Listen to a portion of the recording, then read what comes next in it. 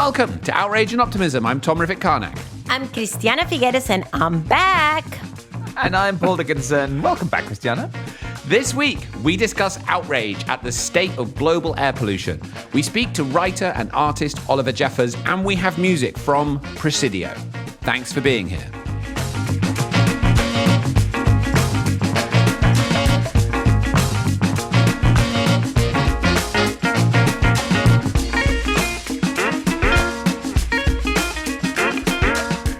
So guys, we have a lot of important and consequential issues to discuss this week, but listeners, I was having a quick update with Christiana just before we got on the air, and something tells me that this is going to be a Costa Rica heavy episode. So I don't know about you, Paul, but I sort of think we should just get it out of the way. What do you think? Yes, now is the time. Now is the moment for the great little country that could to speak its name. Christiana, welcome back. Not that could, that can. That can, Paul. You have to conjugate the verb properly. It's not subjunctive. That could, that can, and that did. Yes, exactly. That must, that can, that will, that did. Yes, there exactly. You go. I got you. Yes, all of those. Okay, guys. All kidding aside, I am sorry to tell you. Now, just before you relate this tale, do bear in mind it is extremely cold in Europe and North America at the moment. Yes, so it's go like 0 easy degrees on us. here. Yeah. It's 0 degrees here and great dark clouds. That's exactly why you need a warm relief. Relief, right? Because I've just come back from 10 days on Isla del Coco, which just happens to be the most amazing island on the face of this planet. You know what it is like? It is like diving into the ocean like the ocean used to be 50 years ago.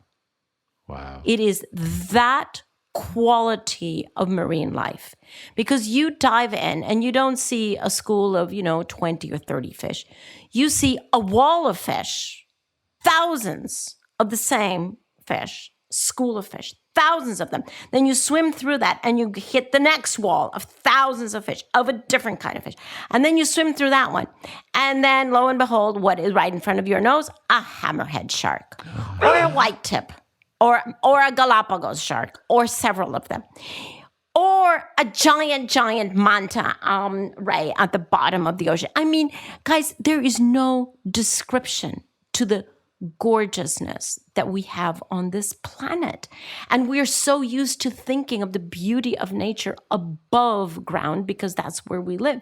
But if we don our wetsuits, which are very difficult to get on and off several times a day, and we go down into these gorgeous tropical waters with visibility 50 meters in front of you and perfect sunlight penetration, and you see what marine life and what coral reefs there still look like and what they used to look like.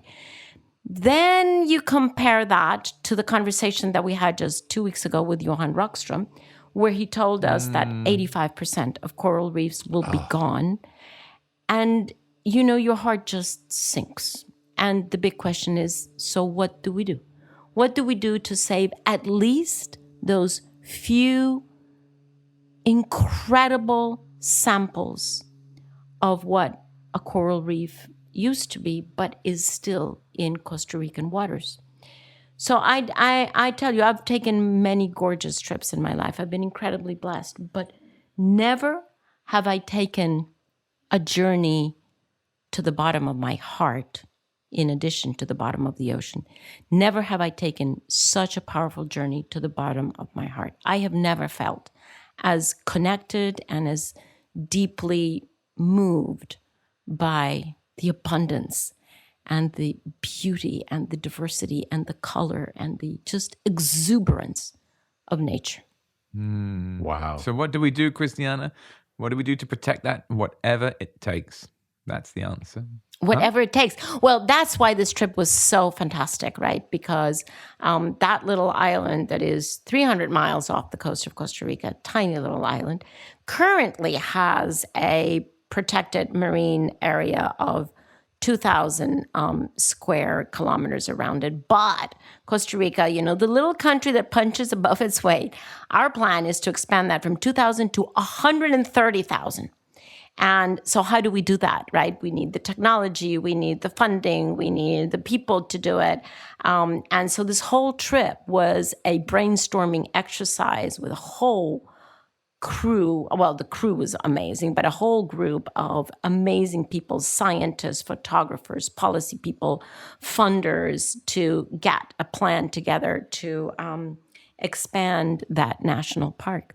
So what a fantastic investment of 10 days. And here is the Knuller, as you say in German. Here's the counterweight. As we came, it takes 2 days to get there.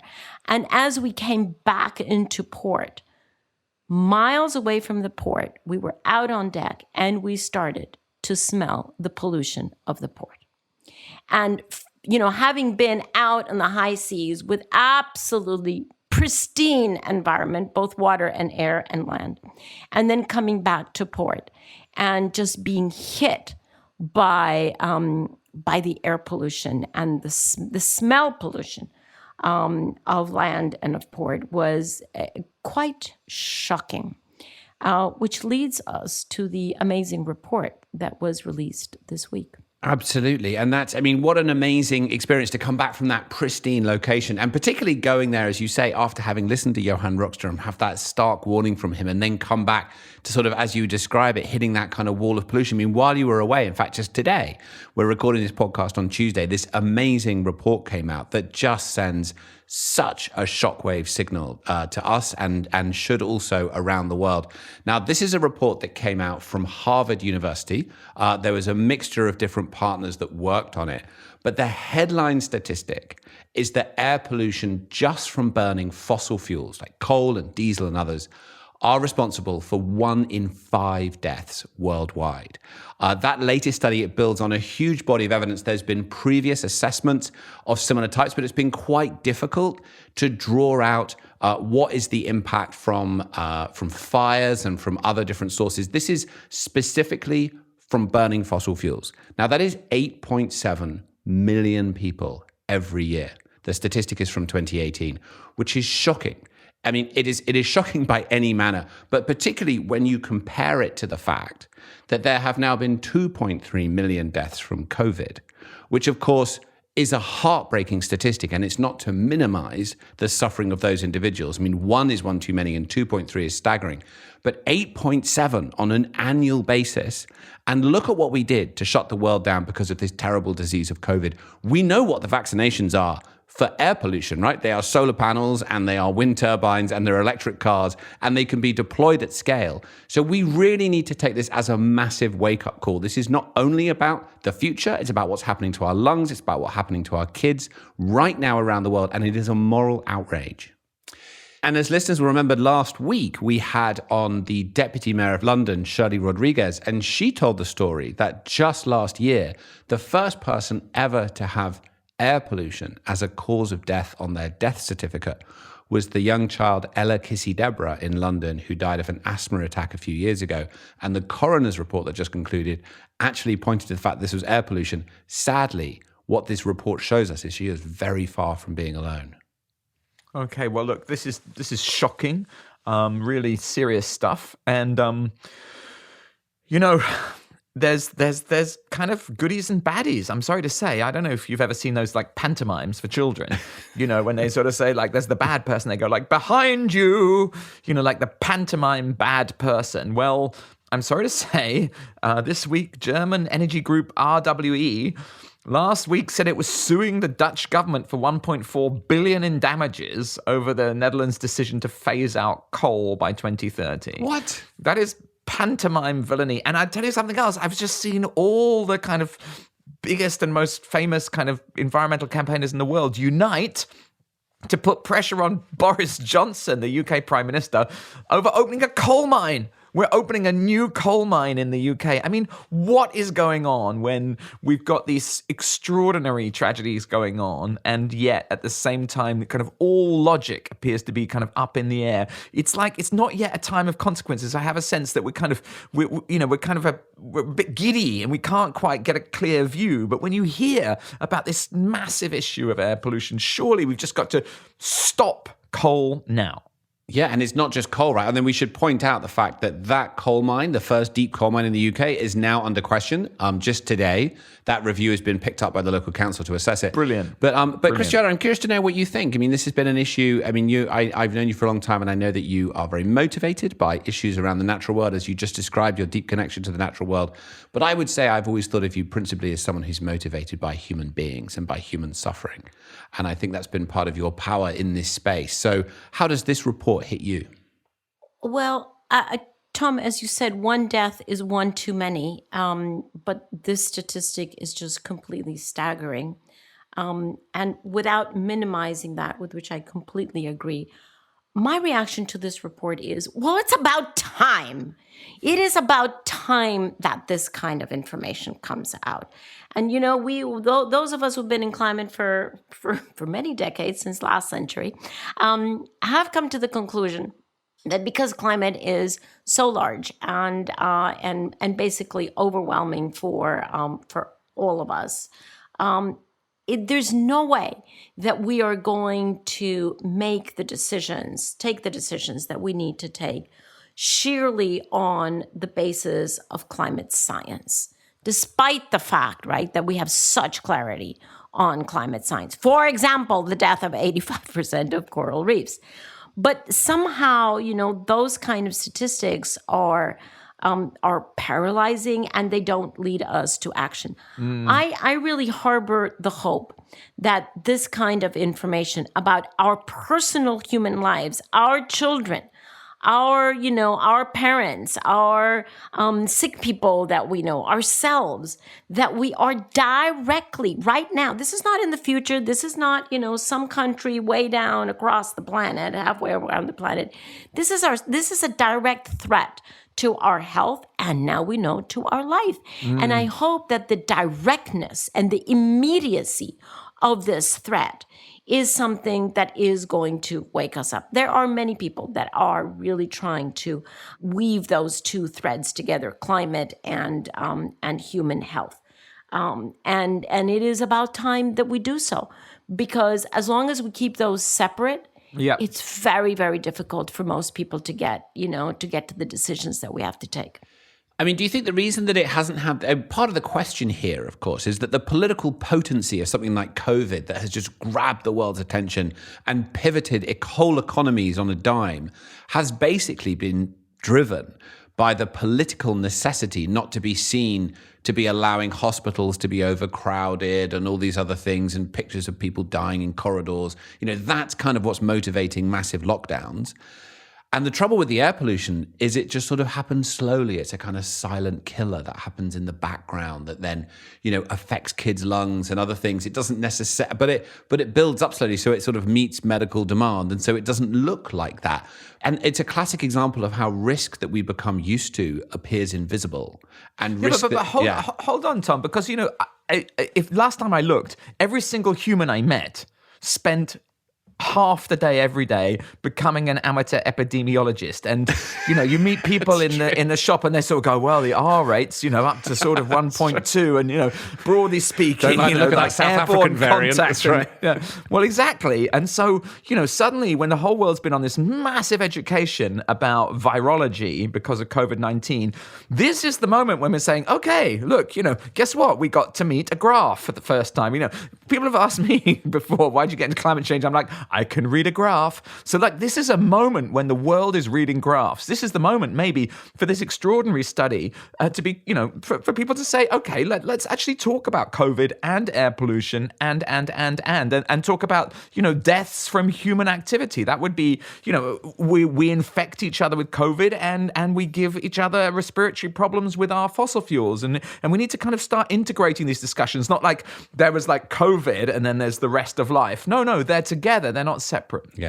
Yeah, I totally agree with that. And, I was going to say, Tom, when you were speaking, yes, the problem is that COVID is acute and air pollution killing us is chronic. But the fact is that with COVID is now moving from acute to chronic. And if you don't believe me, ask every UK citizen who can't leave the country now. And so that wall between what's chronic and what's acute is really disappearing. And we're beginning to understand that human health and the protection of human health is actually top priority and does take the first level of attention of policy above everything else, above, everybody's desire to travel or to meet their parents or to go and hug the kids or whatever. Human health is taking the top priority. And that's a good thing. That is a very, very good thing. And all we need to do is just extend that paradigm, understand paradigm shift that we've had in the past year to understand that as in COVID, so it is in climate, so it is in air pollution. Human health has to take the first priority of our attention and certainly of our commitment and action. Yeah. But one of the things I found most frustrating in the couple of decades I've worked on climate change is people suggest like really quite small things, and then someone, particularly a kind of economist on a business program will say, oh, but you're really not being realistic. You're not being realistic that there would be this like fairly small change. It's really not realistic. And yet the entire, basically world economy, or certainly Europe, the EU, has just been shut completely down. People locked up in their homes for a year, trillions of euro on furlough. I mean, like, what's actually realistic and what's possible? We just got a whole new, we switched the machine off and back on again. Now's the time. Yeah. Now, I mean, that's a lot of outrage. And so, I hope you're still, with us listeners on that. It's quite an intense topic, but it's one well worth delving into. And I'd really encourage you to read that report. There's a lot of detail in it. It's kind of shocking, but it really is galvanizing. It's amazing ammunition to really drive us towards further action. Now, we've got a great conversation with you this week, a really fun one with a good friend of mine, as you're going to hear, called Oliver Jeffers. But just before we do, one of the other things that happened this week is I discovered, and I'm very late to the party, that if you use a particular app online, you can see all the reviews that we're getting for this podcast from every country around the world. I didn't even realize that there were actually separate systems for each country, which our producer has been laughing at me about. And some of them are really amazing. It's really wonderful to go through here. I have to say, we are so grateful to you, listeners, for going through, providing feedback, letting us know what you're finding. I mean, one here from the US, Jay Macedonia of our Apple podcast said, this podcast has kept me going through a tough year, both by acknowledging the need for outrage and driving towards an optimistic future. Thank you for your charisma, that must be to you, Paul, and humor, inspiring speakers, and healthy balance of outrage and optimism. It's just great. Thank you so much. It feels so good to receive these. We are really grateful. Nice. Yeah. Here's one from Pete from Great Britain, who says, particularly enjoyed the comment from Christiana. Now at last we have a White House with all the lights on. Thank you, Pete. Very true. Good point. Any more reviews? We'd be so grateful. Tom, yes. Okay. Are you about to pivot to our interview? Because if you are about to pivot, okay, well then, sorry, you can't pivot yet. So I have a footnote comment. Okay. If you all thought that my 1.5 minute summary of the most amazing trip of my life was going to be all that I share, you are so dead wrong. So a new podcast series on board. Yes, visual. Well, no, not podcast. Visual podcast series. Okay, because on board, I'm not a particularly good photographer, but we had the two top photographers and cinematographers of Costa Rica on board, who and their brothers, and one of them took 2,000 photographs per day over 10 days, and the other one took, I think, 5 hours of video per day over 10 days. So we have a lot of material, and I thought that I would cut that material to maybe a maximum total of 12 hours of visual material and share that. And I have been informed that we can actually do that because we're going to start. Great, yeah, fantastic. 11 and a half, Christiana, don't overdo it. 11 and a half. Okay. On a live Zoom, is that? Yeah. So, so who can explain to me how we're going to use this amazing material? None of you. None of you are paying any attention. Okay. No. There's a great deal of intention, but there's a lack of competence. So, like, Tom and I are like, yeah, this is a really great idea, and I think you really got us out of that one, Paul. Thank you. Yeah. Luckily, Sharon and Clay may know what to do. Sharon definitely knows. Okay, Sharon, please insert here a description of what's going to happen next. What is going to happen next is our listeners will be treated to an array of video material. An array? Yes. Starting with array. Christiana's fabulous self-shot footage and excellent camera work in a series of documentary videos that we will start releasing on our YouTube channel. So listen to the podcast, watch in social media, and we'll let you know when the series begins. And you'll get to see a lot more of Paul's COVID hair, Tom's headphones, and Christiana's fantastic backdrops. The undersea world of outrage and optimism. Sharon Johnson, ladies and gentlemen, producer of the podcast. Paul, can I please suggest, Sharon, that in amongst the amazing footage of the Isla del Coco, we occasionally drop in a small shot of Paul pretending to be a manta ray in his kitchen, and it can just go in amongst all the manta ray footage. So it's all about the movement. Yeah. You know, they're kind of very graceful. You have to. We're on Zoom, listener. You won't be able to see myself sort of evoking this sort of magic carpet of infinite beauty. The magic carpet. Okay, well, I'm very glad that Sharon saved you guys, because that was my little quiz. Are you listening to what our team is telling us? Well, clearly the two of you failed, but Sharon saved the day. And I am very excited because truly, one photograph is worth more than a million words. And so I'm very excited that I'll be able to share some of the visuals of this amazing place. And for people all around the world, notice how excited a proud Costa Rican is at making a huge natural refuge. Honestly, if there's one amazing thing about Costa Rica, it's how everybody wants to turn the entire country into just a giant nature reserve. What a great idea. It is. All more countries should be like that, in my opinion. And one other way to use this is you can listen to this podcast, you can play a drinking game, you can do a shot every time Christiana mentions Costa Rica. It's a fantastic way to... Oh my gosh, everybody will be drunk very quickly. There you go. Right. Okay, moving on. Right. Onward. Onward. We have the brilliant Oliver Jeffers with us this week, and you're going to love this. It's a fantastic interview. He's an amazing artist. Now, Oliver is a visual artist and an author, working in painting, bookmaking, illustration, collage, performance, and sculpture. He's from Belfast in Northern Ireland, moved to New York City in 2010, recently moved home, partly as a result of the pandemic. And his critically acclaimed picture books have been translated into over 45 languages and sold over 12 million copies. I'm willing to bet if you are the parent of a young child, you probably read Oliver Jeffers' books to your children. They're absolutely brilliant. I have known them for many years, as I've read them always to my kids, and it's been great fun getting to know him, as you're going to hear in this interview. His recent work has been focused on telling stories that help people to see the singularity of our Earth, shifting perspectives from I to we to realize humanity's shared destiny. And he believes the most significant problems of humanity need global, unified responses. This is our conversation that we had a couple of weeks ago with Oliver Jeffers. I hope you enjoy it, and we'll be back to discuss it afterwards.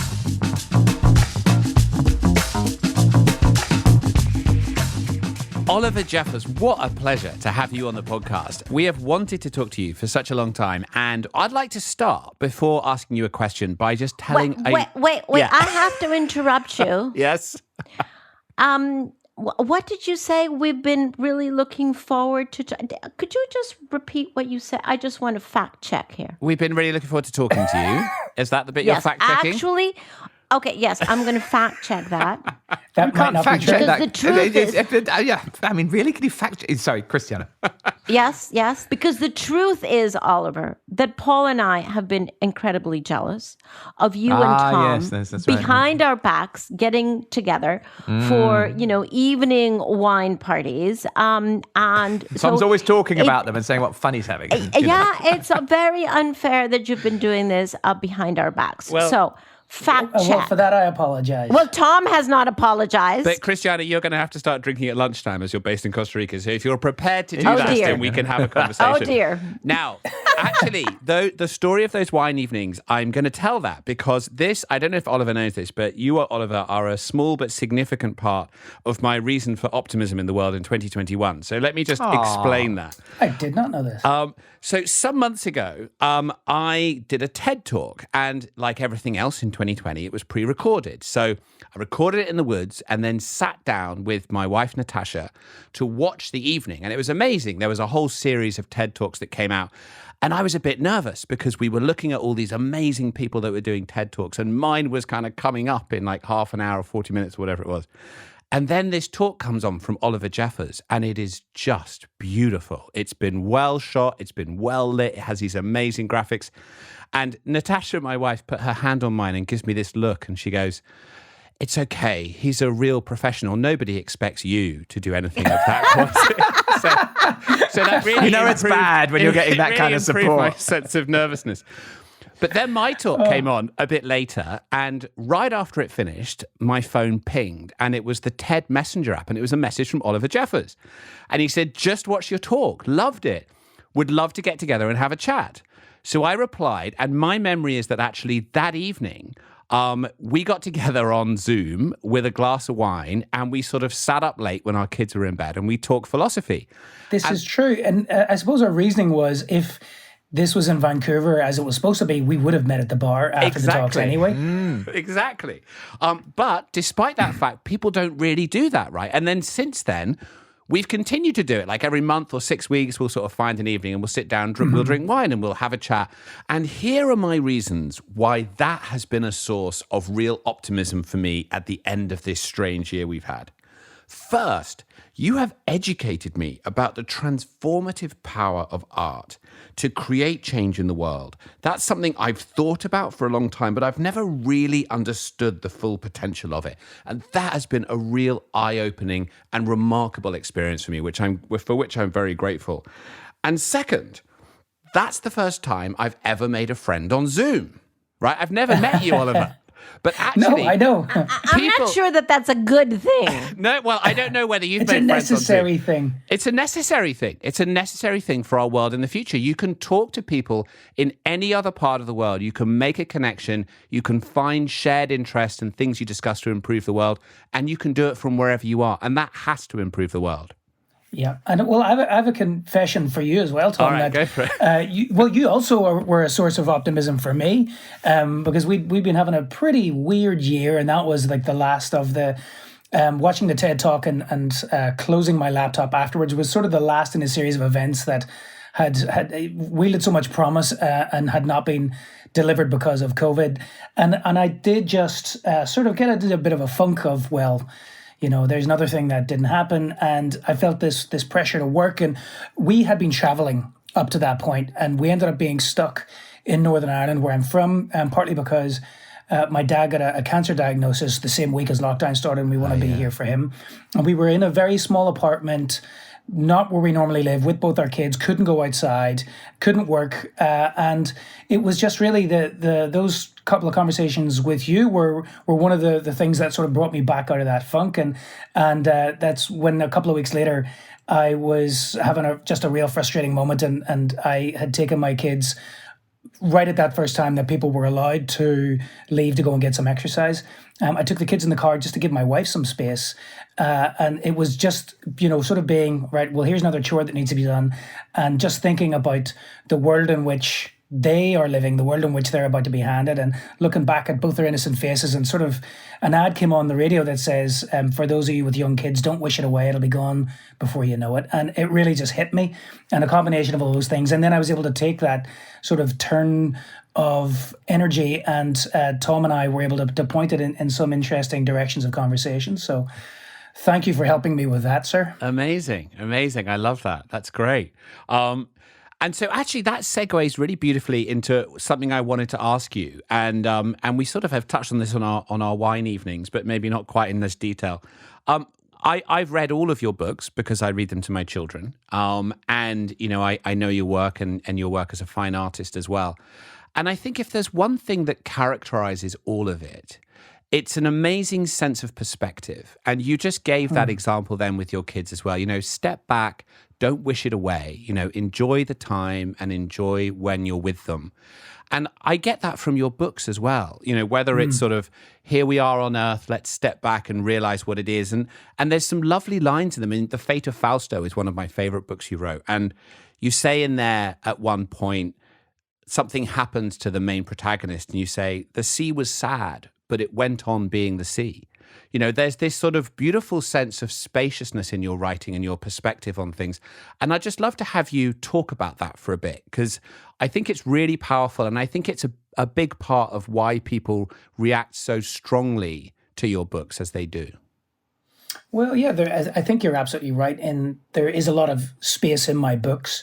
Some sort of smart people have asked me, is it because I couldn't be bothered drawing all of the things in, you know, the average 5-year-old? And it's like, well, no, if I leave space, then there's room for people to put themselves in the story. Yeah, you could add yourself, right? Get your own pen. Yes, and the location can be in geographically anywhere, really, and that allows people the ability to make the story more about themselves. And one of everybody's favorite characters in my books is the Penguin, and it's always struck me as odd because he doesn't really do anything or say anything. But then it made sense because it's projection, and everybody is playing the starring role in the film of their lives. You know, the show is always about you, whoever you are, and everything else bends to how that affects you. We are inherently selfish people, I think, and whenever, quite by accident, not by design, these stories were sort of left vague enough that they could be left to be applied to anybody else. I thought that was an interesting thing. And somebody pointed out that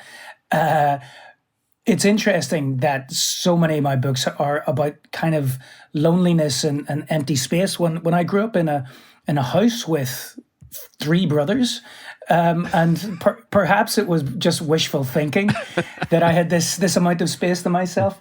But I think the perspective thing really comes into it too. You can probably tell from the way that I talk. Again, the first line of my TED Talk is that I'm from Belfast.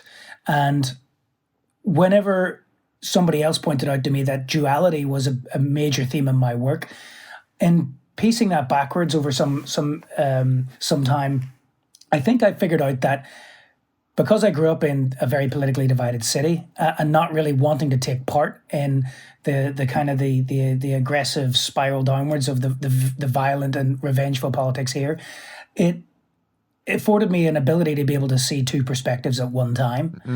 And then particularly whenever I left Belfast, 15 years ago to live in New York, looking back at our political problems from the distance of an ocean, it really put perspective itself into perspective, especially when I was researching for the book Here We Are and reading about what all these astronauts have said about the overview effect. I recognized the language was similar to the way in which I talked about Northern Ireland from several thousand miles away. I've only been to Belfast once, but many years ago I went to see one of the famous walls, or the famous wall, and for those listeners who are not familiar with it, what's funny is a wall that divides these 2 communities, but you can walk around either side of it. So it's a totally crazy wall, but you know, you used it as a joke in one of your wonderful films, and I just thought about this collective human experience. Your beautiful work expressing the world in terms of kind of people live here, listed on every country. You know, we want everyone to come to that kind of realization and feeling. What do you think's the road to it? How do you find that in yourself? Well, I do think that a big part of it is what I just touched on earlier on, that we are all sort of inherently selfish. And I think that's been a product that's come from this great peace that has happened since World War II, really, where life as humans have known it has really never been better for most people on the planet. It's been lavish lifestyle of excess, and people haven't really been given the opportunity or encouraged even to think about what the knock-on effect or the consequences of that are. And I think the engine behind a capitalistic growth model is whenever people want a better lives for themselves individually. But I think a major side effect from that we're noticing is that people feel disconnected from everybody else. Yeah. And that the story is just about you, not actually about everybody else. And I think one of the most important things that we can do, and Tom and I have discussed this, is somehow changing the story about me, the individual, to we, the collective, and reminding people that they are actually part of a community, whether that's even a local community or a global community. And a big way in which I do this is just through the very simple optics of pointing out the fragility of existence on this planet and just how alone we are in the universe, really. So I think it's about that. It's a mindset shift from the little me to the big me. I've heard people in some Asian cultures have this notion of a big me. I mean, it's very popular in many cultures, and you're absolutely right. I'm sure we kind of lost it with this quest for personal acquisition, and we kind of, it's like a kind of an overindulgent society, which is a bit boring, maybe. Yeah, I think so. And there's I was reading a funny tweet yesterday that somebody just said, so what's like the point? Do I just drink coffee and do yoga until I die? I'm bored. And I was like, you're right, that's because it's about you. And I've always thought that there's a joke is always funnier when you tell it to somebody else rather than just into yourself. And dinner's always better with friends or with a partner. It's always more fun to watch a film with friends. And I don't know about you, but most people that I know sort of experience more joy when they give somebody a gift that obviously makes a difference than receiving something that they have coveted. And it's that sense of connectivity, that you matter to other people and that other people matter to you. So, Oliver, you have just given me the segue to come back to your statement that you assume that people are inherently selfish.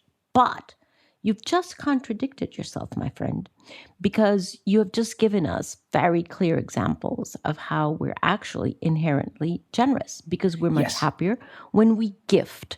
We're much happier when we're with other people. We're much happier when we share. So what if we turn that original statement of yours completely around and say, actually, which is my stand personally, people are inherently generous. And yes, we have selfish acts. Do you know what? I agree with you, and I misspoke. I think people are encouraged to be selfish. Yeah. Yeah. Aha. Okay.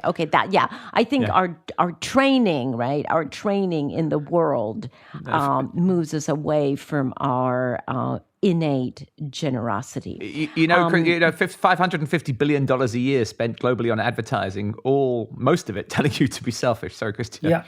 Yeah. The other thing that I wanted to, I'm very curious to hear your reaction, Oliver, is to going back to the overview effect, because what I think is very fascinating about that effect is that, yes, we understand that it's been entitled like that because it's the effect that the Earth has on astronauts when they can have a view of the Earth that is very far away, and hence they can see the entire Earth. But it's the distance that actually gives them that overview effect. Well, what if we think about that differently? What if we think about the fact that the effect of the distance is actually to cut the distance?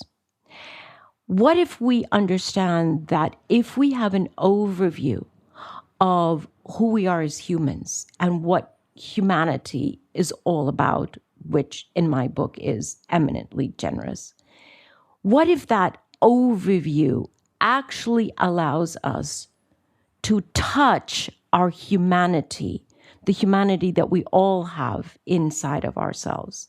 And it is only through distancing ourselves from whatever there is going on at that moment, through taking a certain detachment and a certain distance, that we can actually get back in to the true depth of who we are as humans. I would love to hear you talk about that interesting concept that what the distance is, it provides you to cut the distance and get back to the humanity in you. I agree with that completely. And I think it is, as you say, absolutely all about a perspective shift. And I was sort of building up to that when I was saying that, planet Earth is in a cold and lonely part of space. But if you flip the perspective, because there's literally nothing else out there, it means that planet Earth is actually the least lonely place in space. And like, as Tom mentioned in his TED Talk, that when a story is changed to include people in a kind of a, in a generous and powerful way, that can become a huge force. Like when Tom mentioned about the British war effort in World War II, going from people denying it to, what was your line, Tom? Even the act of planting a potato took on significant meaning for the cause. Full of meaning, yeah. And I think that's absolutely right. And I think that's what's needed now is, as you say, because there's a knock-on effect as well from just the global capitalist growth movement, in that because it's happening so fast and people are just thinking about themselves, more and more people are feeling isolated and left behind. And Sebastian Junger said in his book Tribe that modernization seems to breed isolation. And maybe if this, and it can happen quite quickly, if this shift in perspective happens, that suddenly the story makes sense from another filter, that maybe people, not only will we be able to turn around the green industry, but people will feel a sense of purpose and connectivity again. And here's just how quick that mindset shift can happen. A couple of years ago, I made a piece of art, and it was a map of the Earth. And I painted it upside down from memory and then labeled it the right way up. And the point being that as all those astronauts who have been out in space, when it takes them a couple of minutes to recognize where anything is on Earth, because they're like, oh yeah, Africa is sideways, for example, there is no up and there is no down. So it's completely arbitrary that North is at the top of the map. So whenever you take this map and you turn it upside down, but it's labeled the right way, suddenly something that seems very, very familiar to you can become foreign in the blink of an eye. And that is how quickly we can change, and we can change how we look about it when we let ourselves.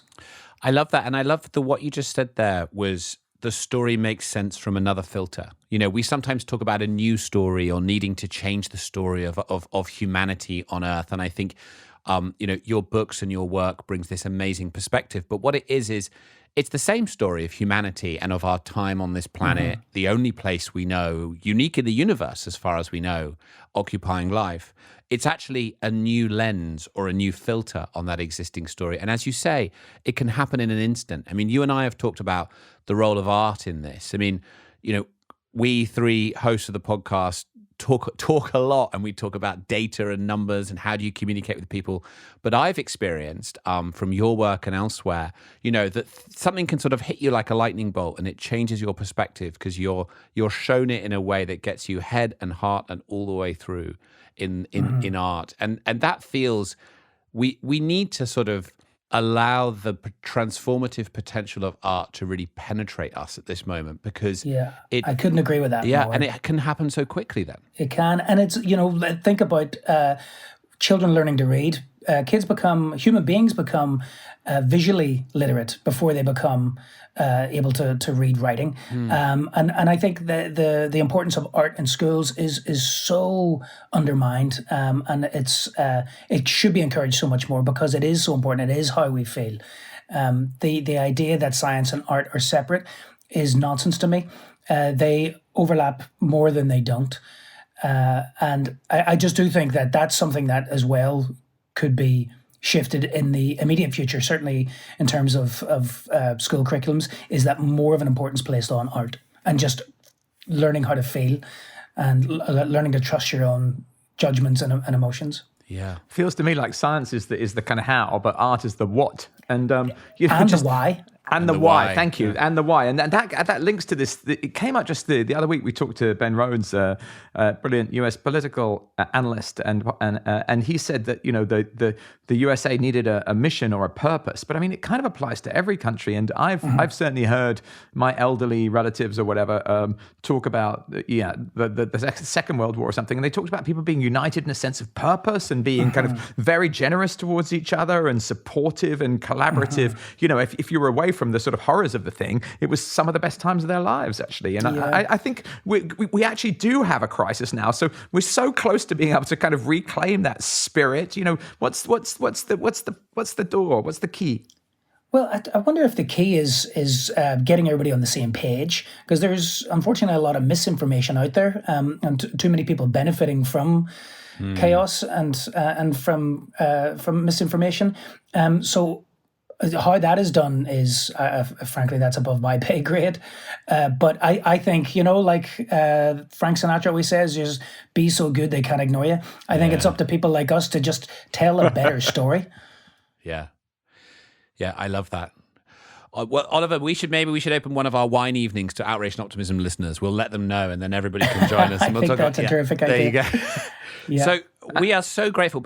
Paul, Christiana, another question? Is that how you're overcoming our FOMO? That we're is that honestly? Paul and I thought that we would get some kind of privileged access before we open it to all the listeners, but apparently not. Apparently, we're just going democratic. Let us be Christina. Generous of spirit. Yeah. Okay. Yeah, you two can join us 5 minutes before everybody else. There you go. Exactly. In the green room. Yeah. Yeah.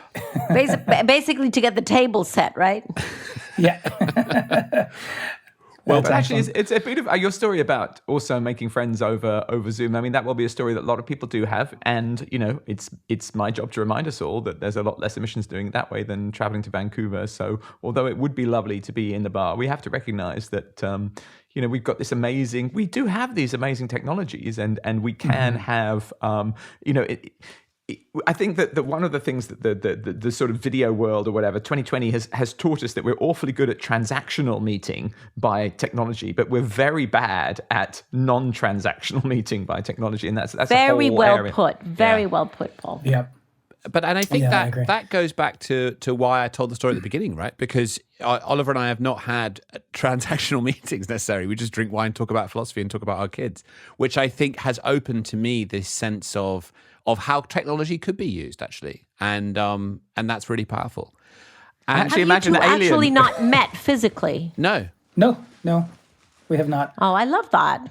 Yeah. I've got not this even image convinced of you're real, Tom. sorry, I'm not even convinced you're real. no, exactly. But are there aliens in space in a flying saucer, perhaps looking down and saying, actually, talking about philosophy and talking about your kids is the best transaction?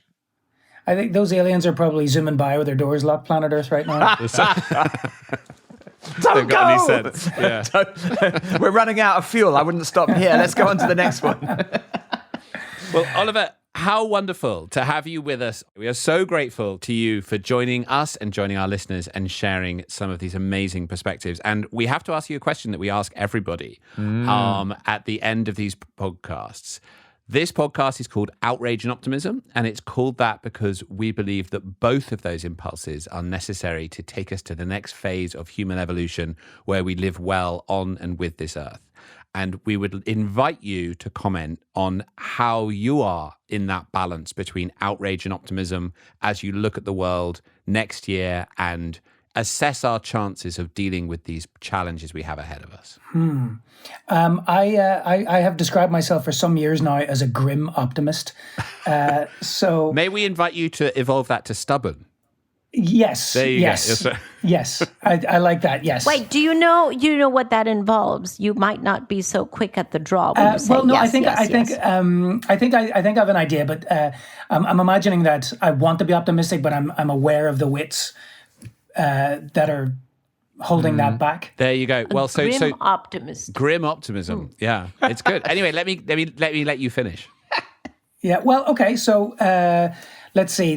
What outrages me more than most right now is a combination of the ignorance and apathy that seems to have blanketed humanity right now. Yes. My dad always used to say, "Is like never argue against an uninformed opinion," and it appears that there are just way too many of those currently. But optimism, I think, goes back to what Christiana was saying at the start: is that humanity is inherently kind and generous, and we all, I think, deep down want the same things, which is to be loved a little bit and to be part of a loving world.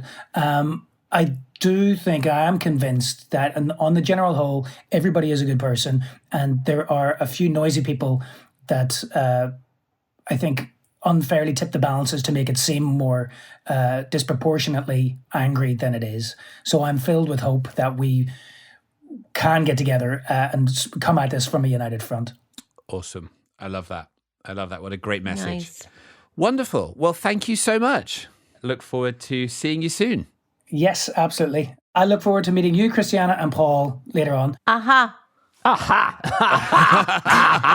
But I will see you over wine soon. No, Do you know no, what? no, Guys, maybe the three of us do one and we don't tell Tom.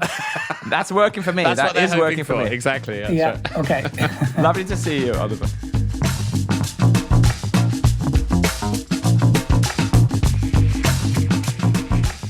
Great. So how wonderful to have this chance to have this conversation with Oliver Jeffers. Christiana, why don't you give us a detailed analysis of what you thought? Yeah, what did you think of that interview, Christiana? Yes. Well, from the bottom of the ocean, as I was swimming with 12 Galapagos sharks, I actually did have an opinion about your conversation with him. I see, Christiana. And that would be whatever your opinion is. What did you think, Tom?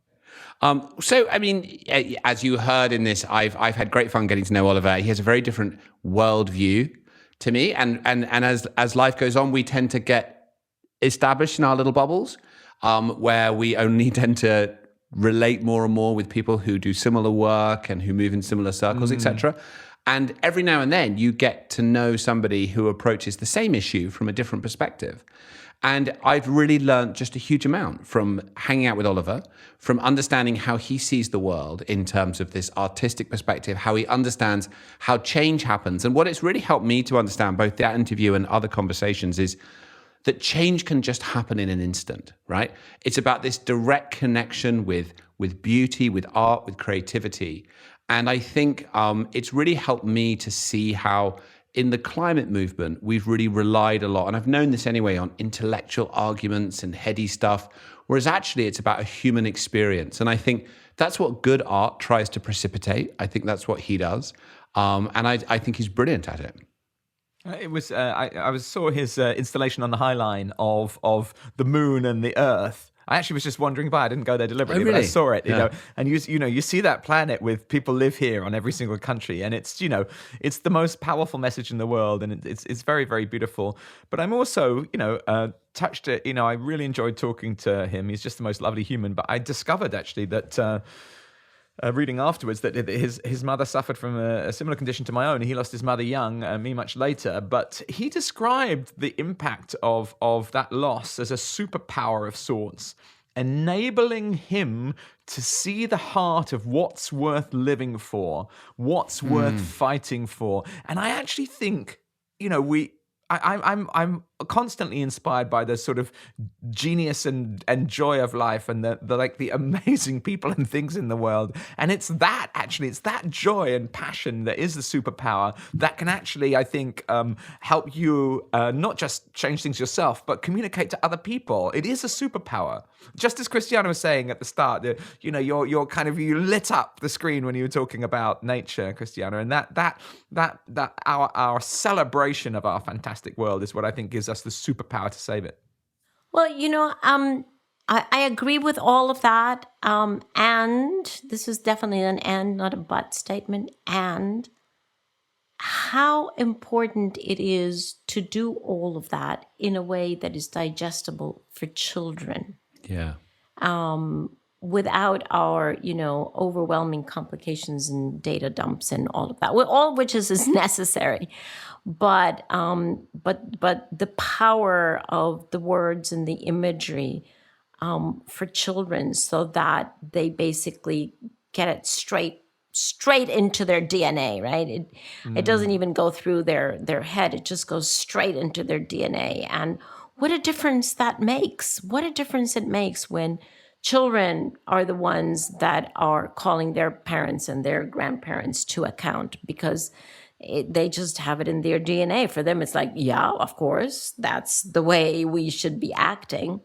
And so people like Oliver, who really foster that and are able to encourage that attitude in children, or that commitment more than attitude. We should be so grateful, because that's what it's going to take. It's accountability. It's accountability to ourselves. It's accountability up. But more than anything, it's accountability down to future generations. And we just always tend to forget that. Yeah. No, totally. And in fact, in one of the conversations I had with him, he described meeting an extremely well-known musician and explaining what he did, that he wrote these children's books.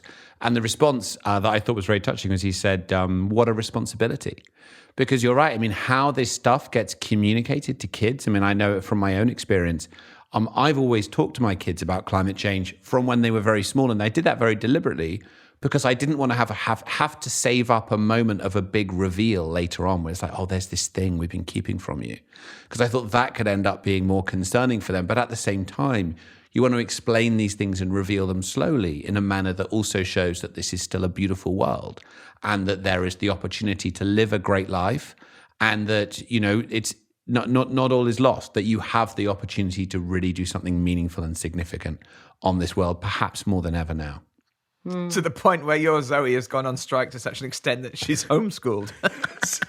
Well, they're all homeschooled at the moment, but yeah, she's always running. Well, I suppose everyone's homeschooling everybody. Indeed, this is also a great moment for the young and old to come together around. What was it a friend of mine said to me? The kids are going to kill me, or I'm going to kill them. We're waiting for you to come down and see us and save us in Devonpool now that you can't go to Costa Rica. Anytime the kids are looking your forward children, but to actually seeing down Uncle with the Paul. sharks Yeah. and the manta ray could be a safer place. You know. You know, here's a little anecdote about that power of stories. So I told you we had the absolutely top best photographers on board with all of their, you know, material that they brought home. One of them, as soon as he got home, he has 2 small daughters, and you know, my expectation was he was going to pull out his camera and show his daughters all of his photographs. He didn't. He pulled out a children's story about hammerhead sharks. And then he sent us all the photograph of him, you know, having just read that story to his 2 beautiful little girls. And I thought, isn't that interesting, right? Because he's not overloading them with, you know, all the data that we produce on the boat and, you know, the scientifically correct visuals that we have, He pulled out a children's storybook. This is the best photographer in Costa Rica, or one of the 2. What, you know, how interesting that he's sensitive to that, and that he understands that the way to children is through storytelling. Yeah, wonderful.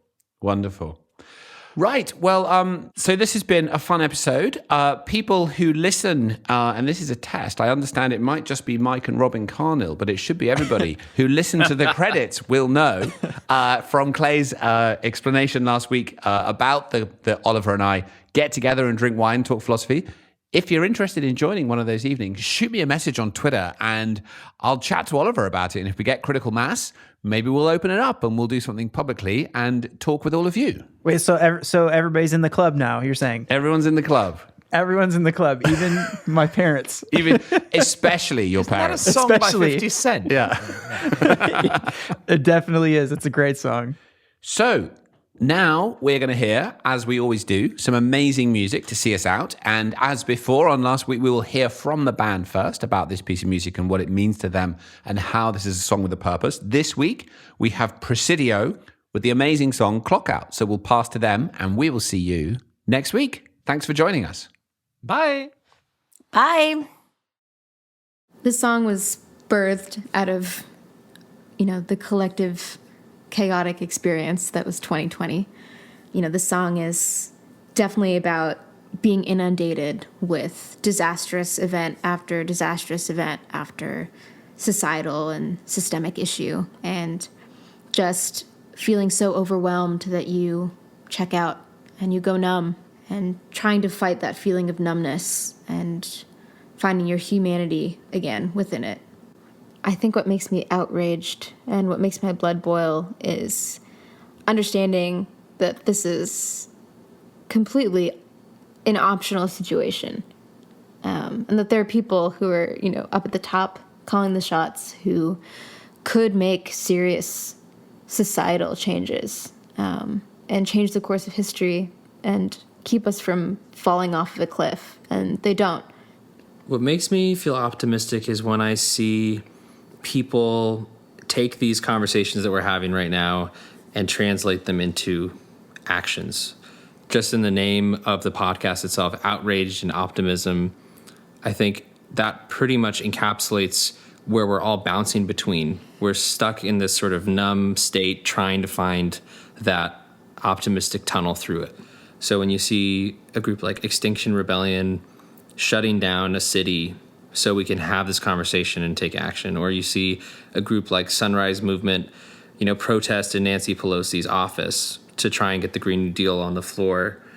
These are such important things that bring a societal lens on this issue and make it so we have to talk about it. We have to do something.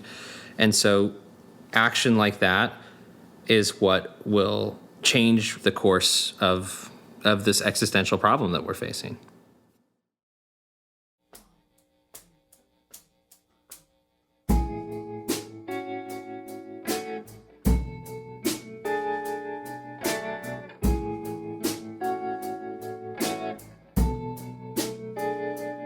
It's Sunday, I'm drained from Donnie, driving me insane. Looks like we're done with the weekend, guess I'll have to start again. Rationalize it all till it makes sense, guess I put my thoughts to rest, guess I put my thoughts to rest. God save me from next week, maybe a hurricane or an earthquake. Looks like we're done with the weekend, guess we'll have to start again. Rationalize it all till it makes sense, guess I put my thoughts to rest, guess I put my thoughts to rest. And though we pretend that we're fine, we're all afraid to die. We ran out of time.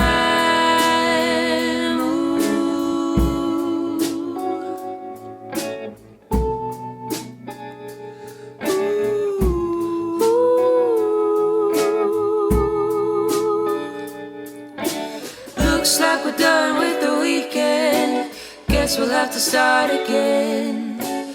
Rationalize it all till it makes sense, guess I put my thoughts to rest, guess I put my thoughts to rest.